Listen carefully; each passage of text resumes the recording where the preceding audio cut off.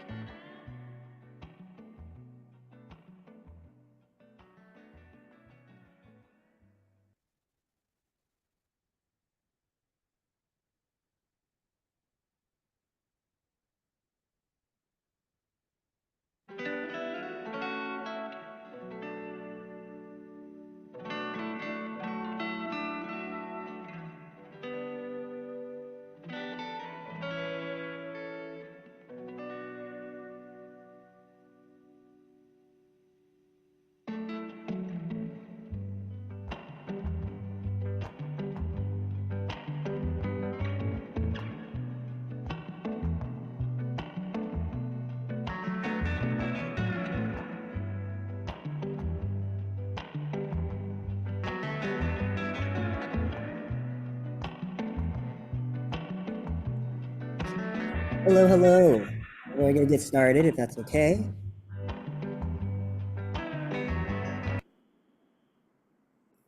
Thank you, thank you. Hello everyone and welcome to the Creating Abundance Collaborative's first ever town hall. Today we're diving into how Creative Youth Development, or CYD for short, supports workforce and career readiness. We have partnered with incredible experts to discuss and explore these themes. Um, my name, oops. My name is Kamal Browley, the program coordinator for MMI Works. I oversee development and implementation of program activities focusing on transformative music engagement for Black and Brown youth in Memphis. I've been blessed enough to be actually a part of the Memphis Music Initiative. We basically have done a lot. We've done a lot of paid summer opportunities for youth. Excuse me, I'm sorry. Paid summer opportunities for youth to work at music and arts organization and equitable access to career training and professional and personal development. The reason why this kind of ties to me and I have interest in it is because I was actually a part of the MMI Works program, and it helped me form and made me navigate the music and creative scene super great in a very amazing way. And it's just a blessing to be able to have this combination to be able to work and be successful. I will going to move over to talk about the agenda that we have going on. So for today's plan, we're going to start with a spotlight on the Lewis Prize for Music and their recent research on creative youth development and workforce readiness. Amber Hamilton from the Memphis Music Initiative will discuss on how our MMI Works program basically blends creative youth development and workforce approach. This will be followed also by a panel discussion with philanthropy and organizing experts from the CYD and workforce sectors, and then we're going to break into smaller groups where we can dive deeper and finally kind of reconvene to report back our findings and conversations.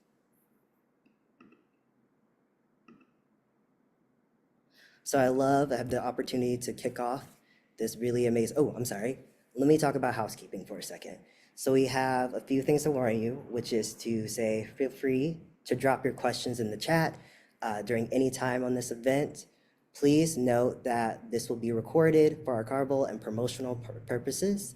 And after the event, we're going to do some key takeaways by email and additional resources and feedback surveys. And if you need closed captioning, it is available. I think it's actually probably at the bottom. And please enable it if you need it. Now I get to introduce Karen Cueva, who is the head of operations at the Lewis Prize for Music.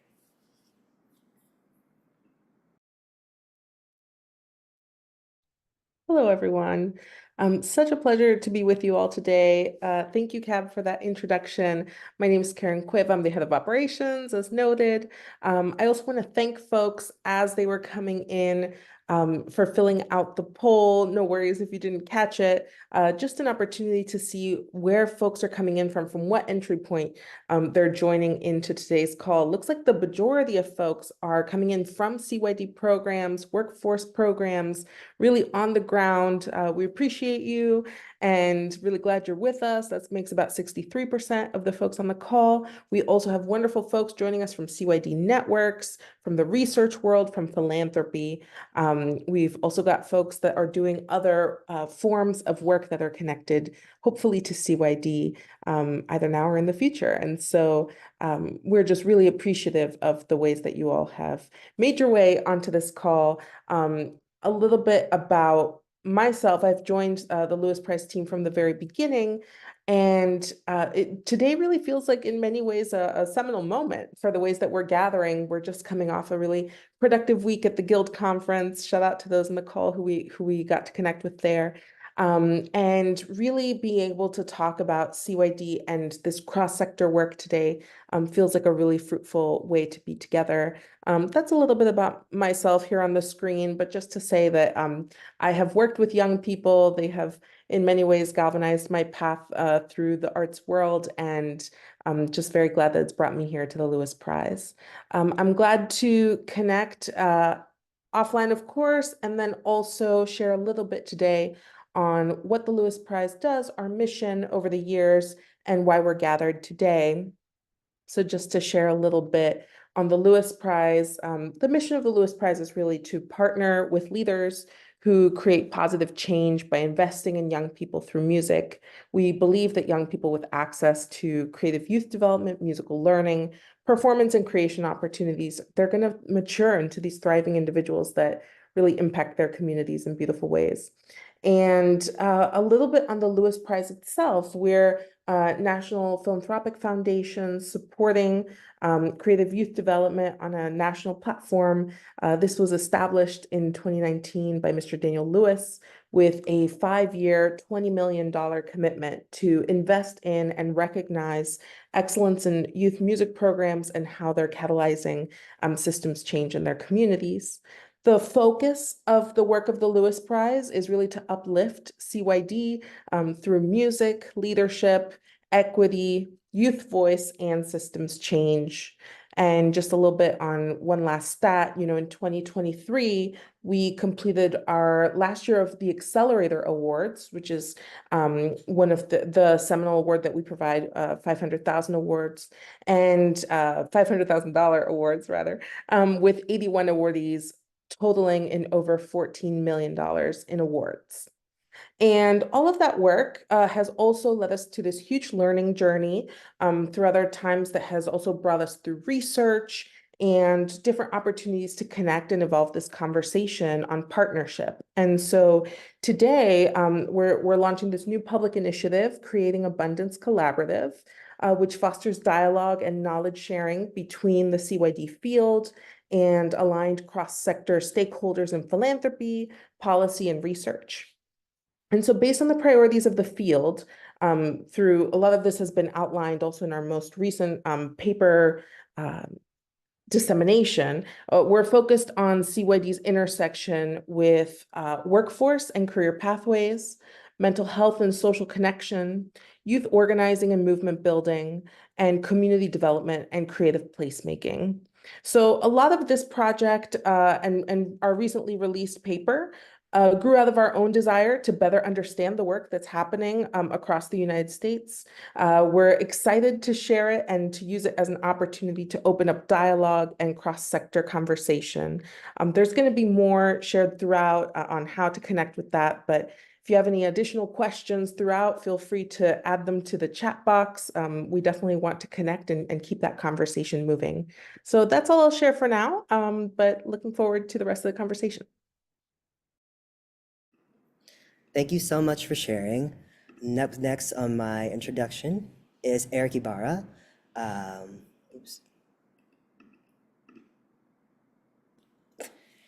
He's the founder and the director of the Euclid Company. He's also the co-author of the Lewis Prize new report, Producing Well-Being Creative Youth Developments, Approaches to Youth-Led Workforce Development.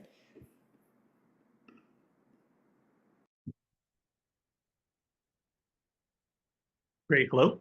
Can you hear me? Yes. Great. Everyone, nice to see you all. Thanks for having me here today. My name is Eric Ibarra.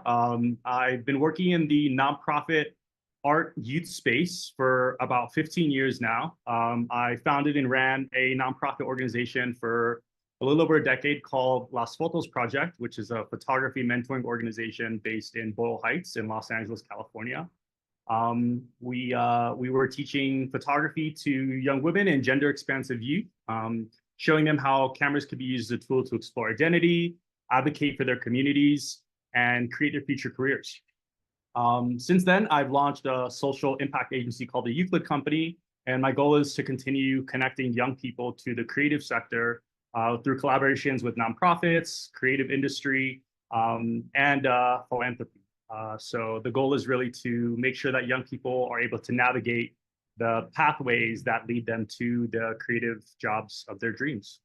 Doing this consulting work, I've been working with the Lewis Prize since the spring of last year. I started working with them on their Systems Change Lab, which was a 5-week gathering of 5 of their accelerator grantee organizations that came together to share about the work they're doing in CYD, specifically their focus on workforce development.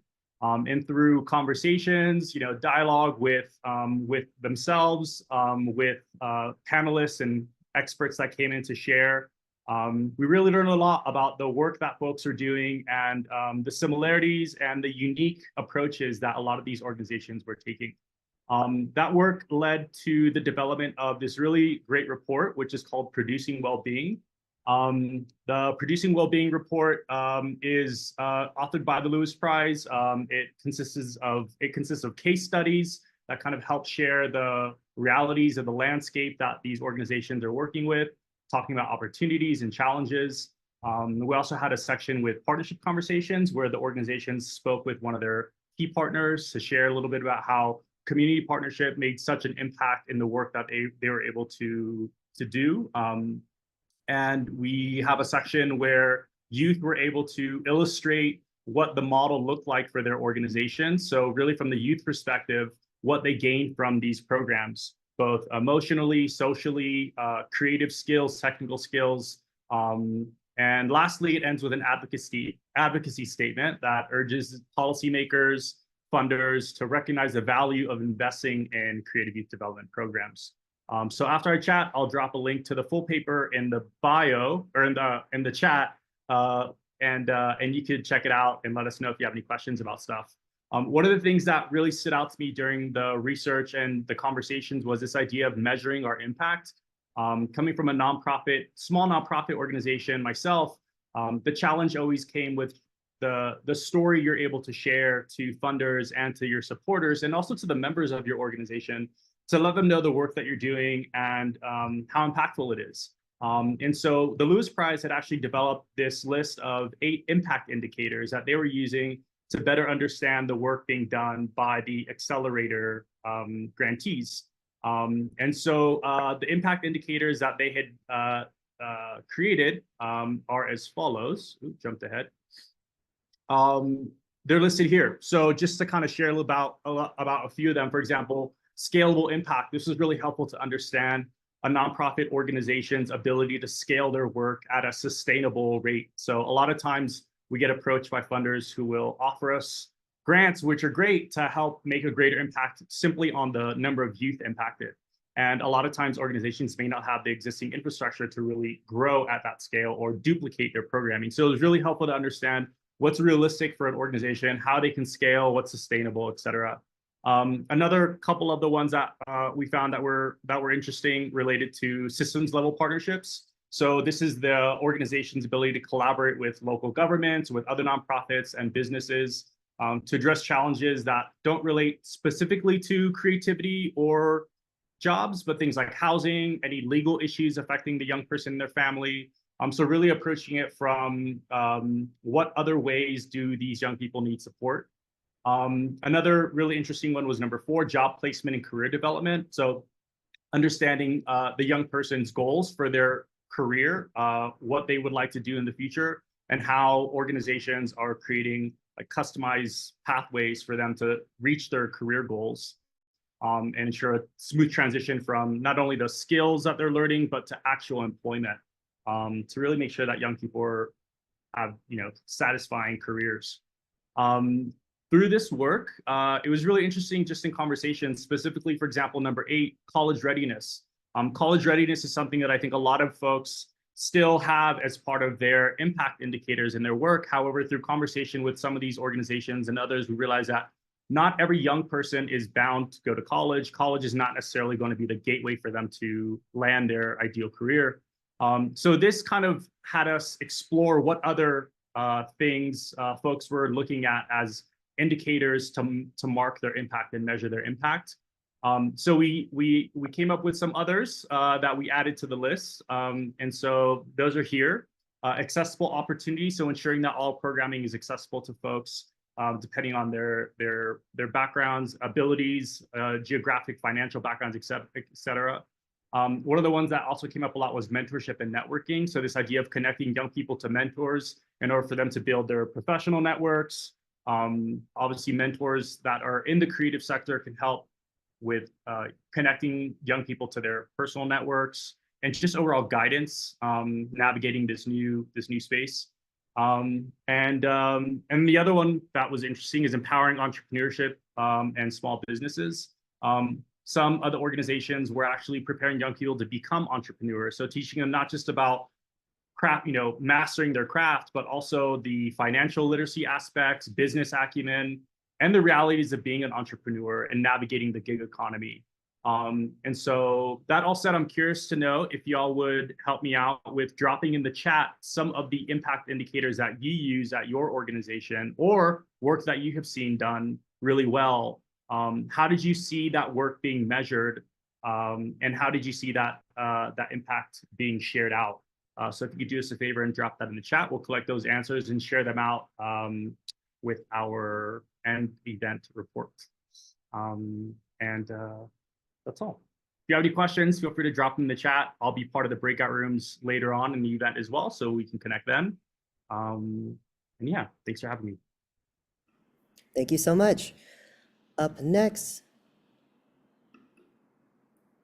sorry, it wouldn't allow me to click. I'd like to introduce Amber Hamilton, the president and CEO of the Memphis Music Initiative. Well, hello, everyone. Thank you so much for attending this really important conversation. Want to shout out my colleague, Kat Browley, who's doing a great job as the host for today. As Kat mentioned, he is a former participant. So there are moments where I look at Kat and I can't believe that he used to be one of the young people in our program, and now he's our colleague and continuing to grow professionally with this opportunity. So I am the president and CEO of the Memphis Music Initiative. Cap gave you a general overview as to what we do, but essentially we're kind of a rare unicorn in that we do direct service CYD work. We work with young people both in schools and out of school time. Our out of school time program is centered around internships in the arts and music space in Memphis, and while also providing lots of time to explore their development professionally and personally. So we try to balance those two things within the program. But I certainly think we have learned some things that have broader implications for the workforce development world. We have one kind of inherent plus that comes with working with music and arts, and that is we work in a field that a lot of young people are just drawn to naturally. That's where they spend their free time. That's where they really feel connected to something. And so it's a great starting point. It's a great like kind of place to crack the window open to think about their future and what they could be interested in doing. So with our summer internship program, it's grades kind of 10 to 12 and graduating seniors. We definitely try to connect them with opportunities that fit, what their interests are. So we have young people who are, very interested in music production. So we try to get them connected with some of our studios in town. We have others who are behind the scenes persons, so we might get them involved with our theaters around town. So we try to make some connections based on their preliminary interests, but also a lot of young people don't know exactly what they want to do yet. They'll say, I know I love music. I know I love being in the band. I know I love being in the choir, but I'm not sure where that can go just yet. So our work is to kind of expand their knowledge of the work of the arts economy in Memphis and what is possible, and get them to broaden that knowledge base and then get them to get some experience there. So like a lot of CYD programs, we have some core pieces that we want to make sure that every young person who participates in MMI Works really gets a grounding in. And that is communication, critical thinking, collaborating, themselves as creatives, goal setting and goal achievers, and responding to systemic issues. So for us, it's important not only just to continue to hone their musical skills, but to think more broadly about what personal development looks and feels like at this age, and how do we use music and arts to continue to open the conversation around goal setting, around critical thinking, around systemic issues. Being located in Memphis, Tennessee, obviously there's a very rich history in terms of civil rights, in terms of musicians that have changed the world. We are lucky to be in a profoundly music city. So we think a lot about how do we use that as our avenue in order to have that conversation with young people in a meaningful way. So a couple of things that we noted in the paper, but I would highlight your attention to here. One, I've kind of stated that we connect using existing passions and get them to be enthusiastically thinking about the future. I think the second thing is really appealing to the Generation Z value set. As many of you know, particularly those of you who are very experienced professionals, Generation Z looks at the world of work very differently than we did. And they are much more kind of passion based.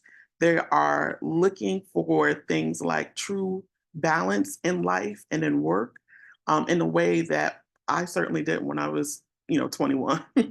So we can conceive of those things and look at those things through their lens to talk through what is going to be appealing to them and what will they prioritize as they start to think about work for themselves in the future. How will they create the world that they want to see? So we're able to build on those themes. We build our existing expertise in creating community around young people. Music is such a great vehicle for getting them to start to express themselves, express their feelings, really dig in a way that is difficult to do in a school setting or difficult to do maybe at home. So we kind of use all of those natural outlets to our advantage. And then the skill sets that I referred to in the last slide, communication, collaboration, critical thinking, all of those are really important in terms of like a 21st century skill set. But I have talked enough. I would love for you to see a little bit of this in action. So we're going to play a video now, just from a couple of weeks ago, where we did a workshop at a Black-owned local production company to give them a little bit of a deep dive as to what careers in production look like. So take it away with the video.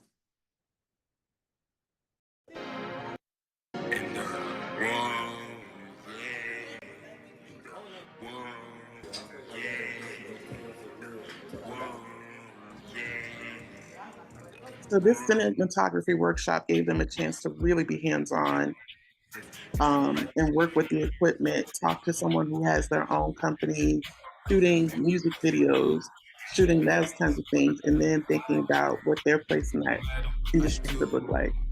Reject me from your love when I'm addicted to your touch. No matter what I do, please do not eject me. Reject me from your love when I'm addicted to your touch. No matter As you can see here, being hands-on is very important. They've got to use the equipment, they've got to be in it, they've got to really experience it. Check me from your love when I'm addicted to your touch. No matter what I do, please do not eject me. Reject me. Okay, and so there's one more quick one we're going to play where you can actually hear from one of our young people who participated in the workshop.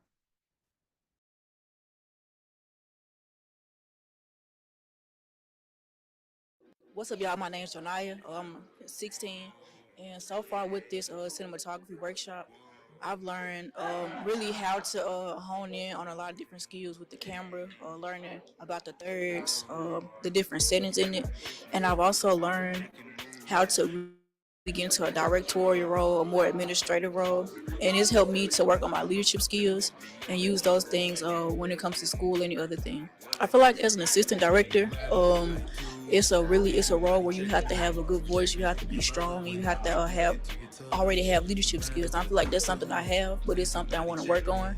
And I feel like this role is helping me to really take control of it and have a good creative direction with it too. So it's really just teaching me how to be a stronger person, better person, and also see behind the scenes a lot more. Thank you for showing this video. So as you can hear through, Janaya's kind of testimonial, just having that experience really got her thinking about what it could look like if she were in the industry. What would it feel like? What would it be like? So we use that very experiential learning exercise to really get them to put themselves in those roles. So lastly, I'll just finish up by saying, as we think about kind of art meets workforce development, again, it's those passion projects and identity projects that we use to kind of turn into a journey map that could lead to careers or entrepreneurship in the arts, in music, kind of guiding them through that process. But we also very much use the kind of social emotional pieces and learning moments and sharing moments and vulnerability. I think a lot of traditional workforce development programs think kind of need first and job first. So if they want you to, they have a welding program or if they have a plumbing program or whatever that looks like, they're thinking about occupations that are going to be around a while that, somebody could teach themselves how to do. Whereas we're thinking about where's your passion, what do you care about, and how can you use yourself, that creative instinct that you have to then create an opportunity for yourself. So I think that's another kind of differentiator, but it also gives us an important advantage in the music and arts world. Thank you so much for this very informative presentation. Thank you. I would now like to welcome our esteemed panel of speakers. We're very honored right now to have them share their insights and experience with us today. I'm going to get them to make basically a short introduction, and then we're going to dive into the questions and have a conversation. So if we move into the next slide. I'm going to start with Joel Arquios. He is the Executive Director from the SNAP Foundation. Thank you so much. Thank you for having me, and thank you for that presentation. That was really powerful. As you know, my name is Joel Arquios, and I work with the SNAP Foundation. We were started by the founders of Snapchat, and they are the principal donors to this private foundation, which is separate from the company. And our focus is really building bridges for underrepresented youth to the creative economy. We only focus in on Los Angeles.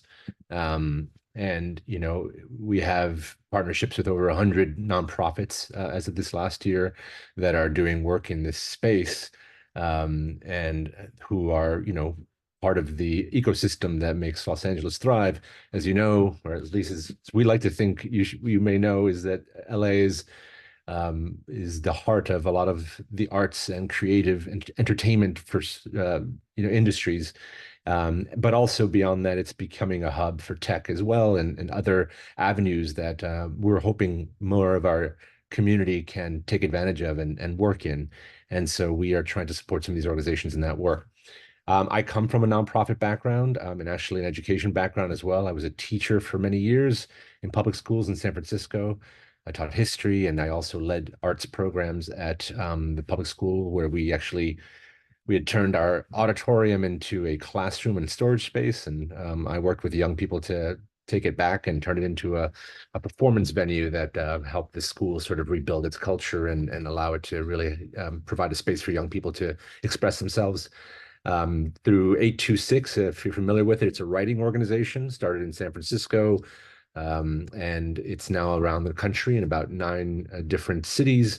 And I helped with the national organization at the beginning. I was the founding director of national programs, and then I ran the LA branch for almost 13 years.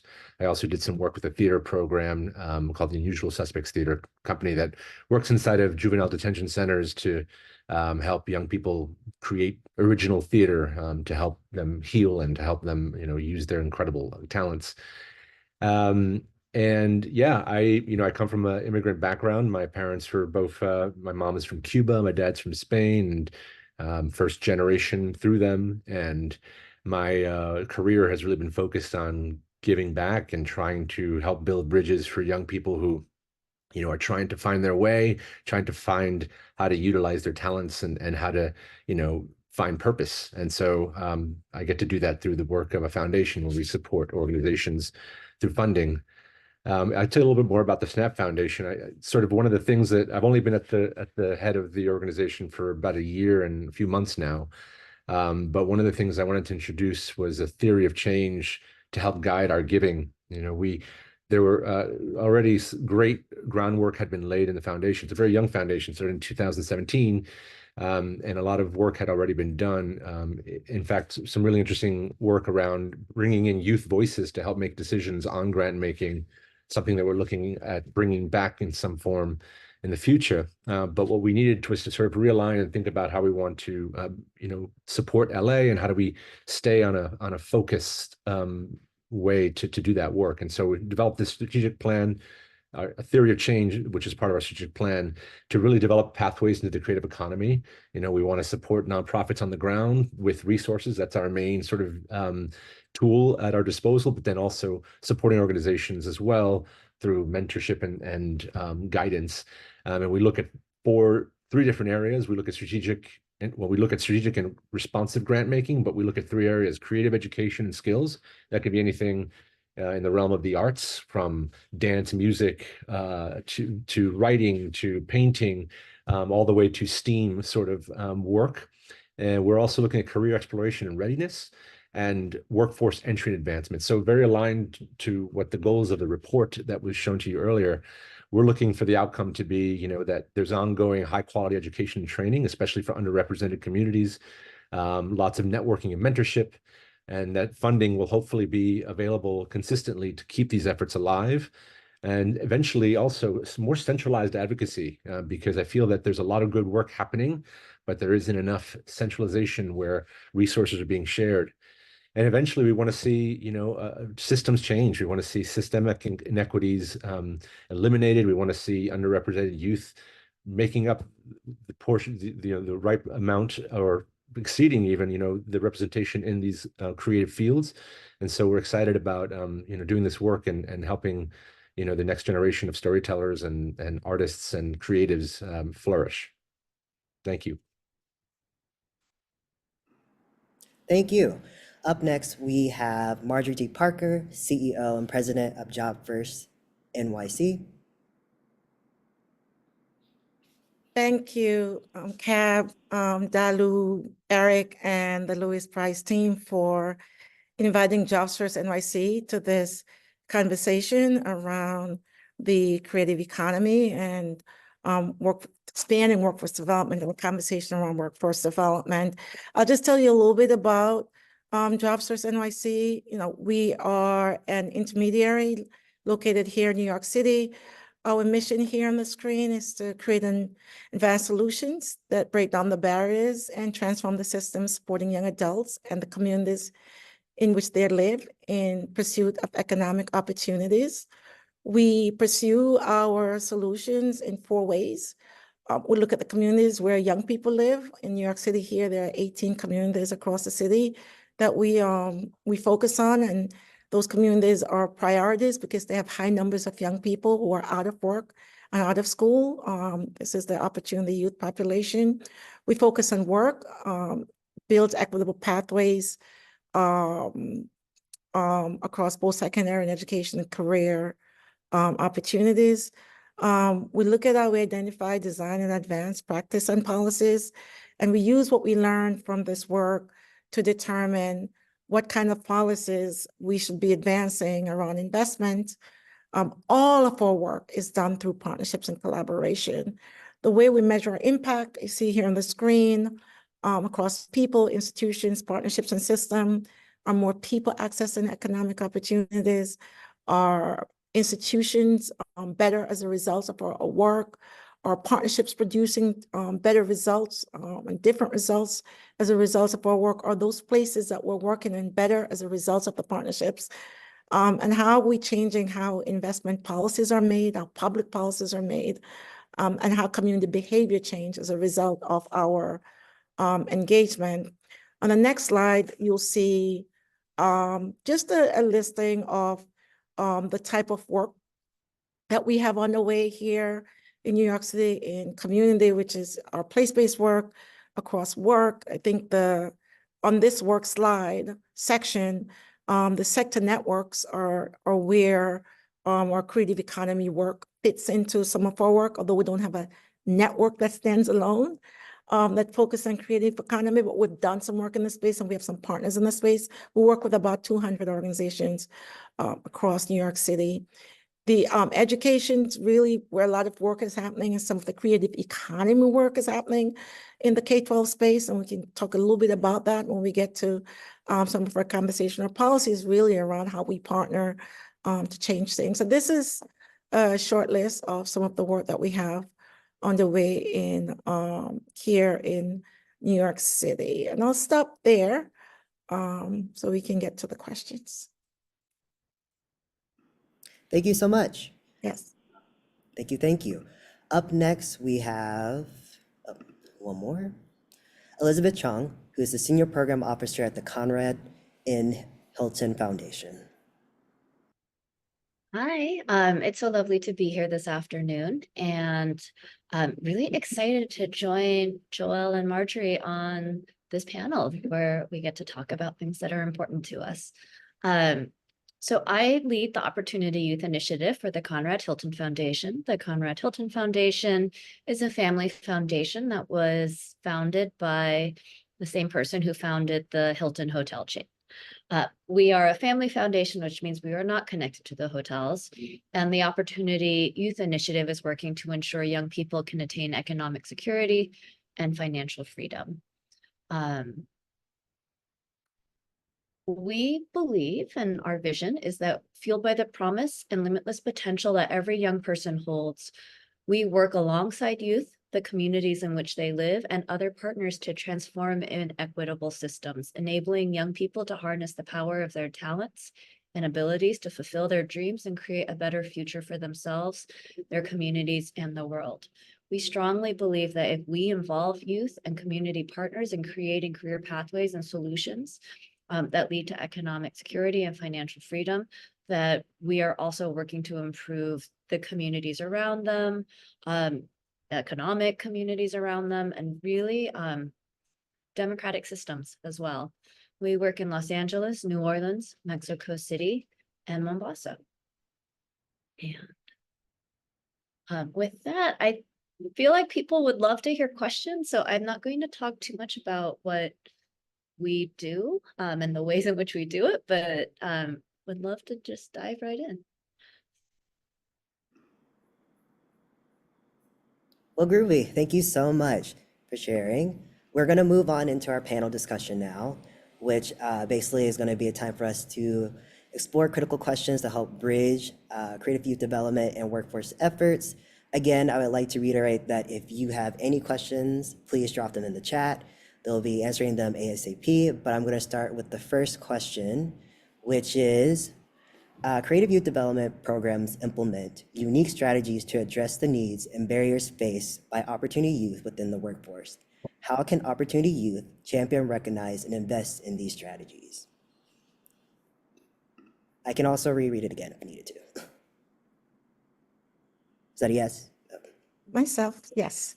Okay, sorry. Thank you for that question. Yeah, across the country, we have close to 4 million plus opportunity youth. Best data is 2021. We're still cleaning up some of the other data at this point. I'm in New York City. That number today, as of 2022, stands at about 109,000. The key questions I think champions should be asking, what is the job growth in the creative economy sector? What kind of job growth do we have in this sector? And what types of jobs? Are these jobs available to younger workers who may have limited work experience or non-college certificate? Are there enough skills training capacity in a locality to respond to market demands? What other opportunities may exist that would support skills development for younger workers, for opportunity youth, such as apprenticeship or internship? And I would recommend finding programs with good outcomes and ask them, what would it take for them to expand their programs to serve more people and invest in new programs to meet new demands? What we know for sure is the United Nations produced this report called the Creative Economy Outlook Report. And I think it comes out maybe every 2 years. Globally, they project there's going to be 50 million jobs worldwide in the creative economy space. This is in creative goods and in creative services. So we're talking about new media, such as recorded media and video games. We're talking about the growth of jobs in this sector due to dematerialization that now and digitization, that now you don't have to send a physical video someplace. You could just email it online to someone. You open a link and watch your video. But in 2020, the United States was the largest exporter of creative services. And as I was looking at this data, some of these are jobs that can be well done at home, and they can be done in some of the communities that we work in with the right training.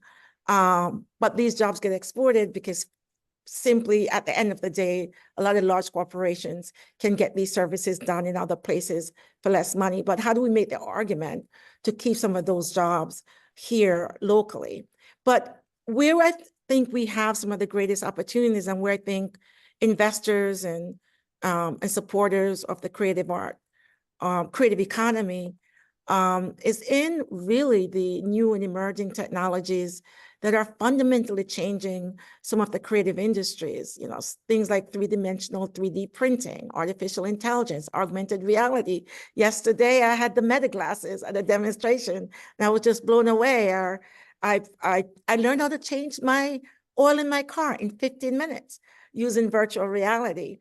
And so, blockchain technology, cloud computing, all of these are really driving some significant changes in the creative economy. And for investors, for practitioners, questions we should be asking is, where are we around our own understanding of how the creative economy is changing? And how do we make sure that we're entering in the spaces and providing training or designing training and partnering with employers to make sure that young people who, these are some of the spaces where we have the greatest growth, can then participate in this. So that's really what I often think about when I think, who is investing, what should they be investing in, where are the job growth, and how do we make sure the creative economy works. The growth that we're seeing works for people who traditionally come from communities that are economically challenged and need to participate in the new economy. So I'll stop there in terms of just some of the things I was thinking about as I read that question. Thank you. Yeah. Does anybody else want to? I think, Joel, do you have, okay. So we think not only in terms of skills and jobs, which we know are incredibly important. And for us, that's the end goal, because for young people, they need to be able to support themselves and often their families.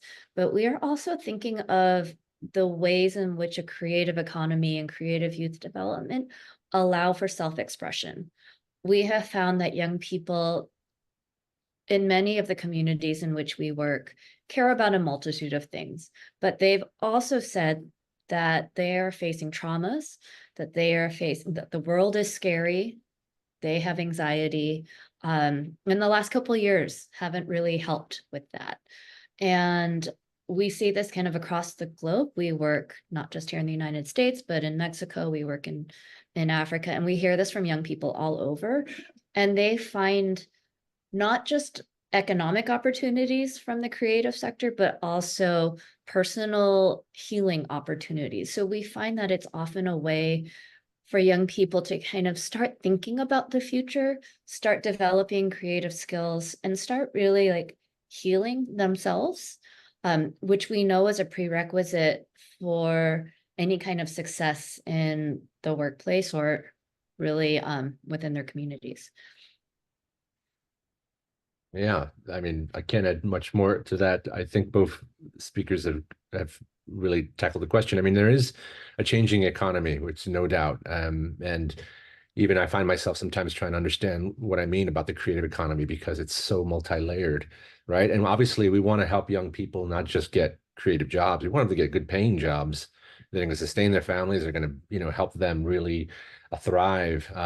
So it's a really interesting thing to be working on. And I agree, there's so much, needs in terms of mental health and challenges that young people are struggling with and continue to struggle with. And it almost feels like there's so much groundwork that needs to still be done to help, fix systems that are broken in order to really create a healthy sort of pathway for young people to then be able to thrive.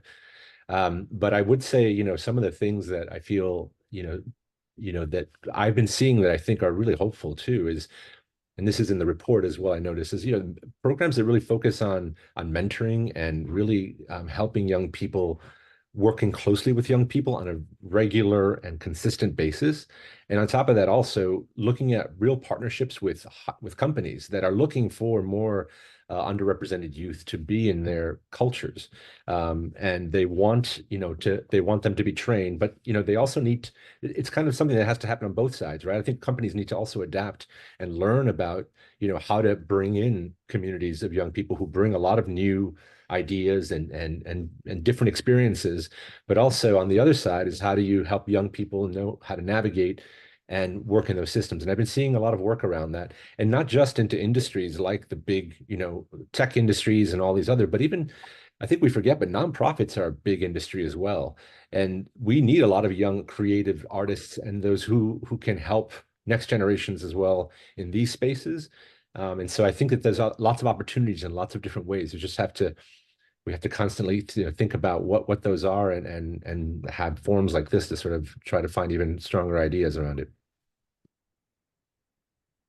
I think it's really interesting also because the creative economy teaches skills that employers are looking for, right? Not just in the creative sector, but as AI becomes a larger part of our everyday, AI is not good at creative thinking.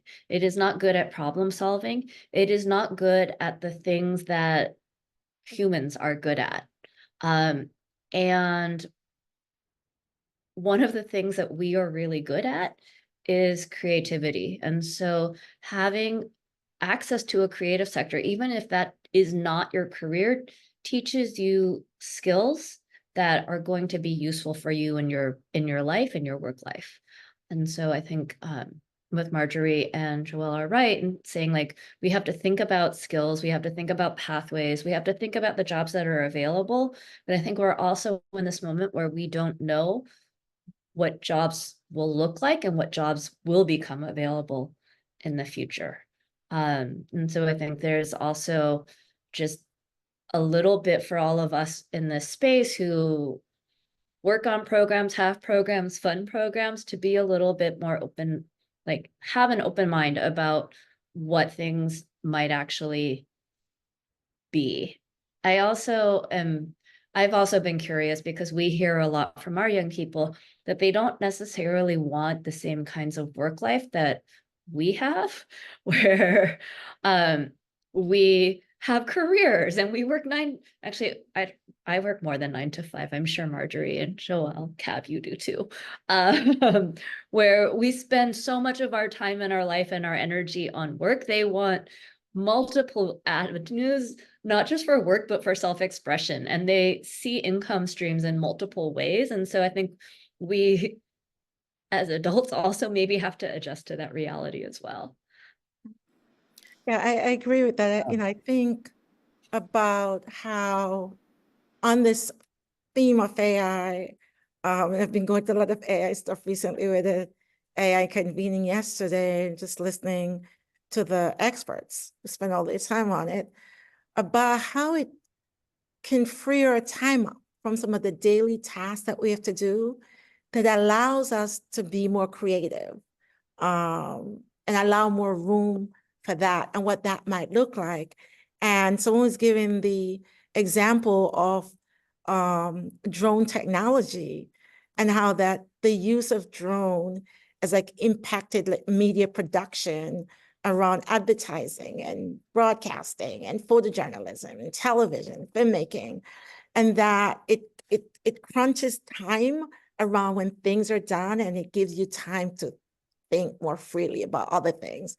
And so the opportunities are there. I think what we have to be really cognizant of and really focus on is from a workforce development intermediary like us, whose end result is about people connecting to opportunities, is to make sure that our sector doesn't get left behind in our our understanding of it, B, our adaptation and implementation of it across all the spaces that we are working with people whose very existence is why we do the work that we do. And so when I think about tech and the evolution of tech and how it felt as if we were playing catch up for a long time, and that finally when we got around to large scale coding and coding boot camps, AI began coding, and then those jobs started going away just when we were investing a lot in it.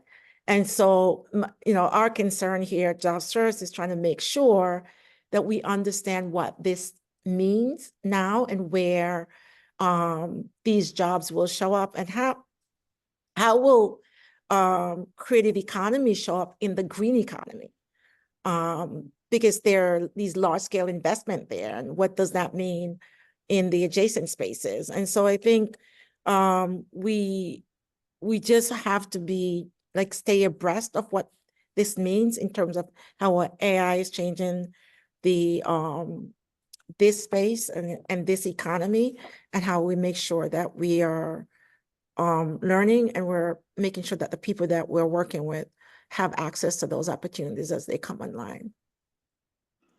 Thank you. So for these next questions, it would be great to also hear your thoughts through the lens of equity needs.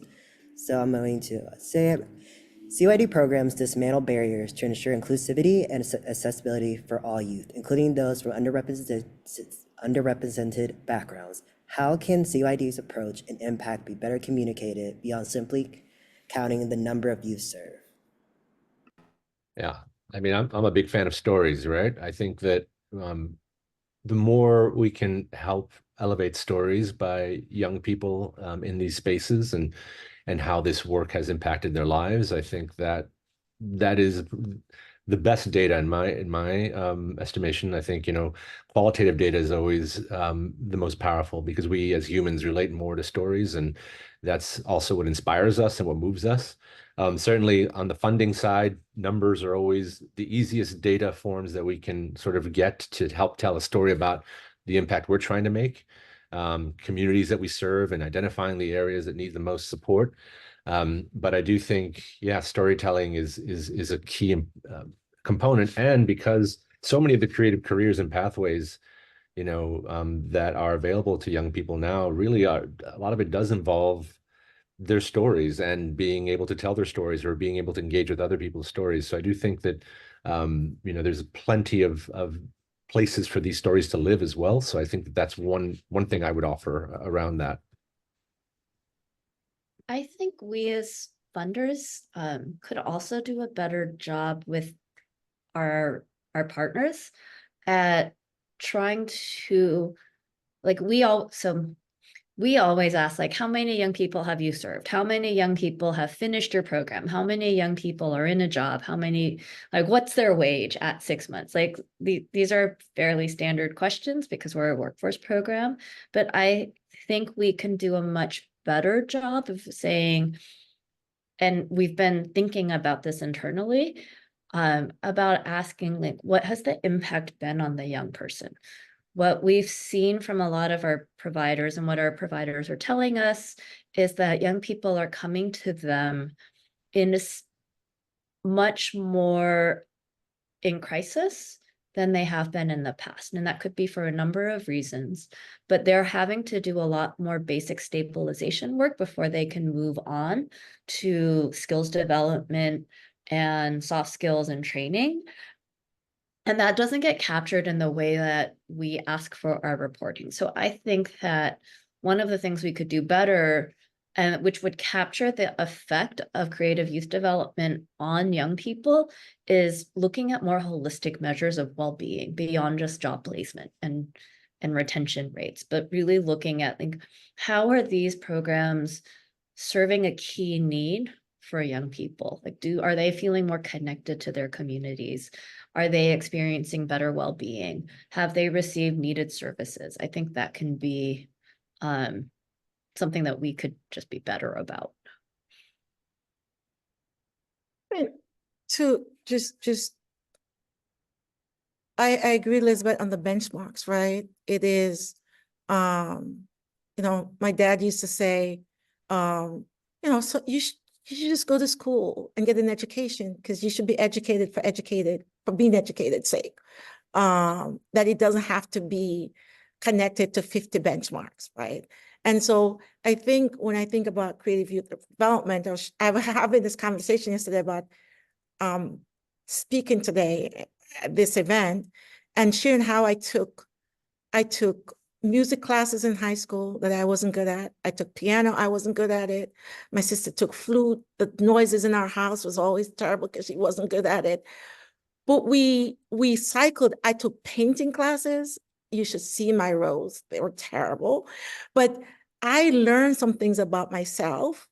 I made new friends and network. I wasn't afraid to go into certain spaces. So what are those other things that you can learn from being in these type of programs they're not math class or science class, right? These are creative arts program. And there are other things that happen as a result of the engagement there that is different from a job, and that is different. It could build a network that leads to something eventually, but how do we move away from the X's and O's, which is what I call how many people got trained and placed in a job, to what else does this mean? And how does this change what happens for someone? And I think it keeps people engaged too when they're doing the things that they love to do. And it allows them then to do their math and science classes because we're also feeding this other need. I think that's how we need to begin to look at some of what happens in this space, and that it shouldn't always be associated with some of the measures that we now use around how many people got a job from taking an audiovisual training, if that wasn't the explicit purpose for all of it in these other measures as well. This Thank you has so much. Oh, I was going to say, this hasn't been a point that's been brought up yet, but going back to a previous question and a previous point, I think it's also really important to invest in local communities. One of the reasons we support creative youth development and we support creative workforce pathways is because the communities we're in value those pathways, right? We work in New Orleans. Hospitality is a huge part of that city's DNA. It is a huge part of the economy, 1 in 5 jobs from the last report I remember reading. But people are going to New Orleans because of the culture, because of the creative economy, because of the food and music and all of the things that that city offers. And so we believe that if we can support that growth and we support the young people who will continue to be the backbone of that creative economy, we are also supporting kind of that larger economy and ensuring that those jobs remain there, right? Like you can't really go to New Orleans and go see a brass band. Like, I guess you could do it virtually, but like, why would you then go to New Orleans? So like, those are experiences that have to be in person. And so to keep those there, we also have to support the workforce pathways into those economies. Thank you so much. We are now going to transition into our breakout room session. Thank you for all the amazing insight that you provided. It was lovely, and thank you. But so just to let you know, since we're transitioning into our breakout session, the groups are randomly assigned, and each will have a facilitator to help guide the discussion. We should be doing it now, or is it? Alrighty. Think people are still coming in. Is this everybody? I'm gonna say yes. Well, welcome back. I hope everyone had an engaging discussions in your groups. If we can hear some highlights from each facilitator, that would be really great. Anybody Sure. would like- Okay. I can dive in. Yeah, we were in room 1. We had a really great conversation. A couple takeaways. The first being just the term CYD, that being a new term for some, and how a lot of the work, how does that connect to it? And there's just so much potential for that. And then the second takeaway I have as a facilitator in many ways was understanding how a lot of these connections between CYD and workforce, the ways that we're reporting back on it is through storytelling, anecdotal storytelling. And isn't that really connected to CYD and the trust that happens when relationships are built through programming? So it's not surprising that a lot of this work is coming through in really specific anecdotes. It was a wonderful conversation and hope that it continues in our next town hall. More on that soon. Back to you, Cap. Thank you. Can another facilitator please share? Yeah. And Go we ahead, only have Alexia. 1 to 2 minutes, please. Yeah, I was in room 2, amazing group of folks. Really the main takeaways that I found through our conversation was really just showing that a lot of folks are have apprenticeship programs or like internship type programs already in their model with their program. But the challenges within that are really just funding, right? Like, how are we having the funding to pay these young people? What does it look like when we have a deep investment given to the organization, and how do we use that investment well in the ways to support a workforce program, and what does that look like? And along with that, we talked about kind of how do we bridge those hard metrics with the program, with those storytelling, more of those qualitative aspects, the narrative of the program, and how, even though the trust-based philanthropy model is really moving along and moving forward, are we still able to balance providing that information to funders and those who are trying to support the work? And fortunately, that Karen mentioned that, not Karen, Rachel mentioned that the creating abundant, or that our most recent we talking to funders about workforce development. So progress being made, structure is there, but really, how do we find more investment in the work to really see where it can go and have a deeper impact? So great conversation. Looking forward to more. Thank you so much. May I have another facilitator to share? Sure, I'll go ahead and jump in. We had a wealth of great insights shared by our folks gathered in the room. One of the main questions that stands out to me in the conversation is, how do we effectively serve in being a bridge for the creative economy? And how do we keep the young people effectively engaged in their creativity? And so really connecting those dots with the interest of the young people and what's available in our workforce. That's one of the things that really stands out in our conversation. Thank you. Any more, please? Yeah, I think I'll conclude with our last group here. It sounds like it was really similar to group 2's. Our room had some really dynamite programs, CYD programs that are offering just really deep apprenticeships programs and opportunities. And with that comes the need for funding, because the programs do go deep, really giving a lot of skills to those that they're to the young people they're interacting with. And so where are the opportunities for funding that it's hard sometimes to convey the messaging to funders of what's really happening and what it really takes. It's not just a quick certificate program, but that it goes a lot deeper than that. And just like there's just great creativity that's taking place. The leaders in the group are creating their own thing. They're offering opportunities for healing and just making great stuff in their community. Gab, can I jump in? We had one more group. Yes, one more. Yeah, in our group, there were a few different threads that surfaced. One thread really had to do with supporting young people with developing their own entrepreneurial pursuits, and doing that while also providing direct or explicit workforce opportunity experiences. That the two can be done simultaneously. Also really want to echo, there was definitely some commentary about just the healing work that young people may have real need of before being well prepared to work in environments outside of these program spaces. And then the last thing I think that was evident was this combination of both skills that are being developed in programs are sometimes not as well defined or as well planned for interfacing with workforce experiences. And then even when they are, and organizations or programs are able to get support either through a partnership, for example, with a state youth workforce initiative or some private philanthropy, those are generally pretty time bound, and it just takes takes more time for young people to mature in their workforce skill development and kind of environment preparation.